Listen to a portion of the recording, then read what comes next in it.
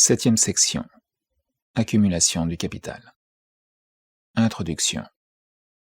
La conversion d'une somme d'argent en moyen de production et force de travail, ce premier mouvement de la valeur destinée à fonctionner comme capital, a lieu sur le marché, dans la sphère de la circulation.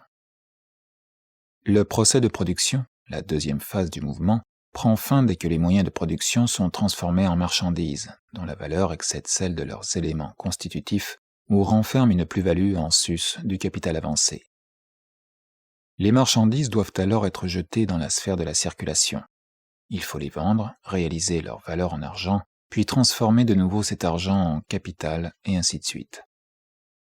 C'est ce mouvement circulaire, à travers ces phases successives, qui constitue la circulation du capital. La première condition de l'accumulation, c'est que le capitaliste ait déjà réussi à vendre ses marchandises et à retransformer en capital la plus grande partie de l'argent ainsi obtenu. Dans l'exposé suivant, il est sous-entendu que le capital accomplit d'une manière normale le cours de sa circulation, dont nous remettons l'analyse ultérieure au deuxième livre. Le capitaliste qui produit la plus-value, c'est-à-dire qui extrait directement de l'ouvrier du travail non payé et fixé dans des marchandises, se l'approprie le premier, mais il n'en reste pas le dernier possesseur.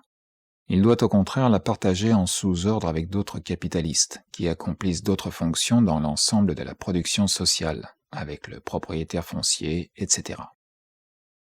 La plus-value se scinde donc en diverses parties, en fragments qui échouent à diverses catégories de personnes et revêtent des formes diverses, apparemment indépendantes les unes des autres, telles que profit industriel, intérêt, gain commercial, rente foncière, etc. Mais ce fractionnement ne change ni la nature de la plus-value, ni les conditions dans lesquelles elle devient la source de l'accumulation. Quelle qu'en soit la portion que le capitaliste entrepreneur retienne pour lui ou transmette à d'autres, c'est toujours lui qui en premier lieu se l'approprie tout entière, et qui seul la convertit en capital. Sans nous arrêter à la répartition et aux transformations de la plus-value, dont nous ferons l'étude dans le troisième livre, nous pouvons donc traiter le capitaliste industriel, tel que fabricant, fermier, etc., comme le seul possesseur de la plus-value, ou, si l'on veut, comme le représentant de tous les partageants entre lesquels le butin se distribue. Le mouvement intermédiaire de la circulation et le fractionnement de la plus-value en diverses parties revêtant des formes diverses compliquent et obscurcissent le procès fondamental de l'accumulation. Pour en simplifier l'analyse, il faut donc préalablement laisser de côté tous ces phénomènes qui dissimulent le jeu intime de son mécanisme et étudier l'accumulation au point de vue de la production.